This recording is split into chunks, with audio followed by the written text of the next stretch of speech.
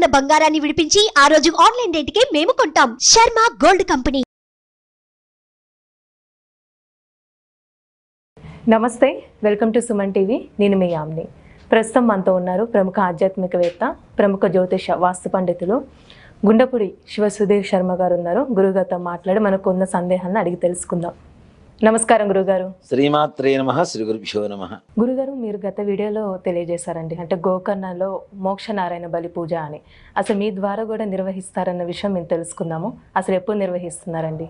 ఈ పితృదోషాలు, స్త్రీ శాపాలు ఇట్లాంటివి పోవాలి అంటే మనం అంతకుముందు చెప్పుకున్నట్టుగా గోకర్ణ మహాక్షేత్రంలో రావణాసుర ప్రతిష్టమైనటువంటి ఆత్మలింగ సమీపంలో సముద్ర తీరంలో ఈ యొక్క మోక్షనారాయణ బలి, చనిపోయినటువంటి వాళ్ళ ఆత్మలకి మోక్షం కలుగు చేసేటువంటి విధానమే మోక్షనారాయణ బలి అని చెప్తాం. అంటే ఈ చనిపోయినటువంటి వాళ్ళందరూ త్రిశంక స్వర్గంలో ఉన్నారని చెప్తున్నాం కదా, వీళ్ళందరినీ కూడాను చేసినటువంటి పాపాల ద్వారా పాపాలన్నీ కూడా ప్రక్షాళన చేసి ఈ త్రిశంక స్వర్గం నుంచి వాళ్ళు చేసుకున్నటువంటి పాపపుణ్యాల ఫలితం వల్ల స్వర్గ నరక ప్రాప్తి కలుగు చేయడమే ఈ మోక్షనారాయణ బలి యొక్క పరమార్థం. ఈ మోక్షనారాయణ బలి చేయడానికి నిజంగా ఒక మాట చెప్పాలి అంటే, నా జీవితంలో నేను మోక్షనారాయణ బలి చేయించుకున్న తర్వాత ముందు నా జీవితాన్ని ఒకసారి మనం గమనించుకుంటే 100కి 500% నా జీవితం మారింది. నా లైఫ్ స్టైల్ మారింది, నా జీవితం మారింది. ఇది కేవలం నేను అనుభవిస్తున్నటువంటి ప్రతి సంతోషం, ప్రతి ఆనందం, ప్రతి సుఖం అన్నీ కూడాను ఆ గోకర్ణంలో ఉండేటువంటి మహాబలేశ్వరుడు పరిపూర్ణమైనటువంటి అనుగ్రహం అని చెప్పి నేను భావిస్తూ ఉంటాను. అందుకనే ఏ పూజలు ఉన్నా లేకపోయినా నేను గోకర్ణం ఎక్కువ సార్లు సందర్శిస్తూ ఉంటాను. ఎందుకంటే అక్కడికి వెళ్ళిపోయిన తర్వాత నిజంగా ఒక వ్యక్తి మనకు సహాయం చేస్తే ఆ వ్యక్తిని మనం మరువగలుగుతామా?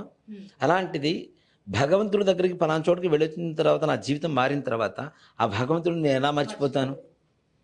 అలాగే అక్కడ ఆనందకరమైనటువంటి వాతావరణం ఉంటుంది. నేను ఎక్కువగా పౌర్ణమి ఇట్లాంటి రోజుల్లో వెళ్తూ ఉంటాం ఎక్కువగా. నిజంగా ఓ మాట చెప్పాలి అంటే, పౌర్ణమి రోజు అక్కడ మన సముద్ర కెరటాల దగ్గర కూర్చొని ఉంటుందమ్మా, అద్భుతం. అది అద్భుతంగా ఉంటుంది. వెనక ఆలయం, ముందు సముద్రం, ఆ బీచ్లో మనం కూర్చొని ఉంటాం.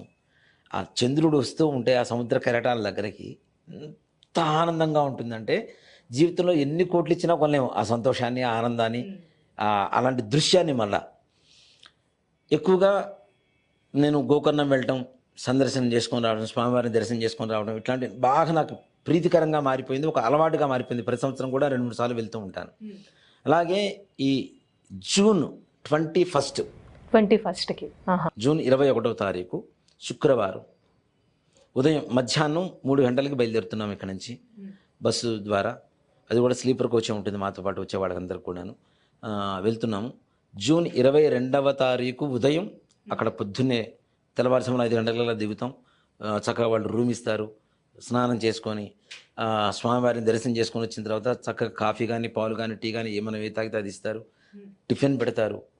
వాళ్ళు అల్పాహారం సేవించకుండా పూజ చేయనివ్వరు. దేనికి అంటే, ఎవరైనా మనం ఏం చేస్తాం, ఉపవాసం ఉండి పూజ చేయాలనుకుంటాం. మనం పూజ చేయడానికి కనీసం 3 గంటలు పడుతుంది. పూజకి 3 గంటలు పడుతుంది. 2:30 నుంచి 3 గంటలు పడుతుంది. ఈ 3 గంటల్లో ఎప్పుడైనా ఆకలి అనేటువంటి ఒక ఫీలింగ్ వస్తే, ఆ చిన్న భావన వస్తే పూజ మీద ధ్యాస పోతుంది, చేసిన పూజ అంతా కూడా వృధా అవుతుంది. కాబట్టి వాళ్ళు చక్కగా టిఫిన్ పెడతారు. టిఫిన్ పెట్టి పూజ ప్రారంభిస్తారు. 3 గంటల సేపు పూజ అవుతుంది. పూజ అయిన తర్వాత మరలా సముద్ర స్నానం ఉంటుంది. ఈ పూజలో కూడా విఘ్నేశ్వర పూజ, పుణ్యాహవాచన, దేవత ఆవాహన, నవగ్రహ ఆవాహన, దీంతో పాటుగా ప్రేతాత్మ ఆవాహన. ఎవరైతే మన పూర్వీకులు చిన్న వయసులో చనిపోయి ఉన్నారో, ఏ కారణాల వల్ల చనిపోయి ఉన్నారో, ఆ సంకల్పం కూడా మనల్ని అడిగి మరీ తెలుసుకుంటారు. వాళ్ళు మనతో చెప్పిస్తారు.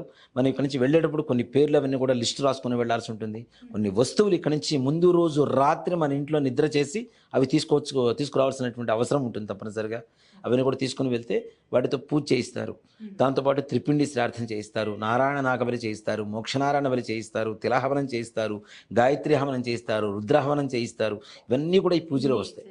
ఇన్ని ఉంటాయి ఈ పూజలు. ఈ మొత్తం కలిపితేనే మోక్షనారాయణ బలి. అంటే యాత్ర అనేది ఎన్ని రోజులు పట్టొచ్చండి? ఇది 21 మధ్యాహ్నం బయలుదేరుతాం, 22 పొద్దున్నే పూజ, మరలా 22 సాయంత్రానికి బయలుదేరితే 23వ తారీఖు పొద్దున, ఆదివారం పొద్దున కల్లా ఇక్కడ ఉంటాం.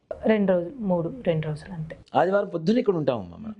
దేనికి అంటే ఆదివారం తెల్లవారితే మనం ఎందుకు పెట్టుకున్నాం ఈ సమయం కూడా అంటే శుక్రవారం మధ్యాహ్నం నుంచి మనం బయలుదేరితే శనివారం ఎట్లాగో సెలవు ఉంటుంది, పూజ చేసుకుంటాం. అక్కడి నుంచి వచ్చిన తర్వాత మళ్ళీ పొద్దున ఆఫీస్కి వెళ్ళాలంటే కూడా బద్ధకంగా ఉంటుంది, ప్రయాణం బడలికి ఎక్కువగా ఉంటుంది.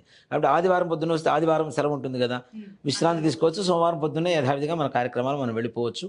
అక్కడ వెళ్ళొచ్చిన తర్వాత కూడా కొన్ని నియమాలు చెప్తారు. ఆ నియమాలు పాటించడం ద్వారా తప్పనిసరిగా సంపూర్ణమైనటువంటి దోష నివృత్తి కలుగుతుంది. కాబట్టి రాగలిగినటువంటి వాళ్ళు ముందుగా మనకి నెంబర్ అనేది స్క్రీన్ మీద ఉంటుంది, ఫోన్ నెంబర్ ఉంటుంది కాబట్టి ముందుగా వివరాలు తెలియజేస్తే అది కూడాను కేవలం 15వ తారీఖు వరకు మాత్రమే వచ్చిన వాళ్ళు మాత్రమే తీసుకుంటాం. తర్వాత మళ్ళీ అప్పటికప్పుడు మేము అనుకుంటున్నాం మేము వస్తున్నామంటే మాత్రం కష్టంగా ఉంటుంది. ఎందుకంటే అక్కడ నియంత్రించడం కూడా కష్టం కదా. ఎక్కువ మందిని తీసుకుని వెళ్ళి అంతమందికి పూజ చేయించడం, ఎవరికి న్యాయం జరగకపోయినా ఆ పాపం నాదే అవుతుంది, తీసుకెళ్ళిన పాపం నాదే అవుతుంది. కాబట్టి తీసుకువెళ్ళినందుకు ప్రతి ఒక్కరికి న్యాయం సమన్యాయం ఉండాలి, మంచిగా పూజ జరగాలి, ప్రశాంతంగా ఉండాలి. ఇటీవల పోయిన నెలలో కూడా వెళ్ళొచ్చాను నేను. మే నెల 4వ తారీఖు వెళ్ళి 5వ తారీఖు పూజ చేయించుకొని వచ్చాను.